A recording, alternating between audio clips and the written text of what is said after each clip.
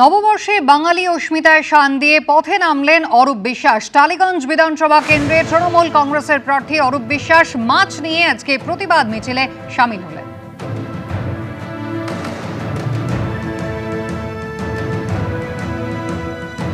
নববর্ষের সকালবেলা একেবারে দেখতে পাচ্ছি হাতে রুই মাছ নিয়ে অরূপ বিশ্বাস।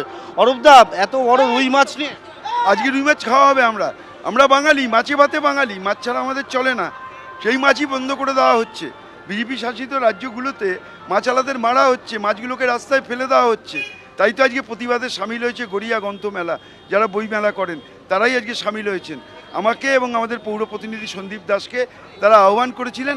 আমরা তাদের এই প্রতিবাদ স্বরূপ এই মিছিলে আমরা আজকে অংশগ্রহণ করেছি। কি বার্তা দিতে চাইছেন মূলত?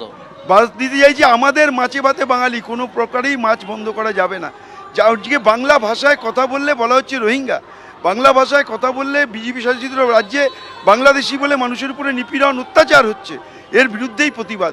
মাছ খাবো, আমরা আজীবন ধরে খেয়েছি, সারা জীবন ধরে করেছি, আরও হাজার বছর ধরে খাবো। পৃথিবীর কোনো শক্তি নেই আমাদের পাত থেকে মাছ ভাতকে কেড়ে নিতে পারে। আপনার কোন মাছটা পছন্দের? আমার ইলিশ এবং চিংড়ি দুটোই পছন্দ। এবং দেখতে পাচ্ছি একেবারে হাতে রুই মাছ, রুই মাছ, ইলিশ চিংড়ি পছন্দ দুটোই, কিন্তু হাতে একেবারে রুই মাছ নিয়ে বেরিয়ে পড়েছেন অরূপ বিশ্বাস। এবং এখানে দেখতে পাচ্ছি যে মাছে ভাতে বাঙালি লেখা রয়েছে, এবং যে ব্যানার রয়েছে এখানে, সেখানে লেখা রয়েছে যে বিজেপি শাসিত রাজ্যে মাছ বিক্রি বন্ধ করার প্রতিবাদে বাংলার সমস্ত মানুষ এক হন।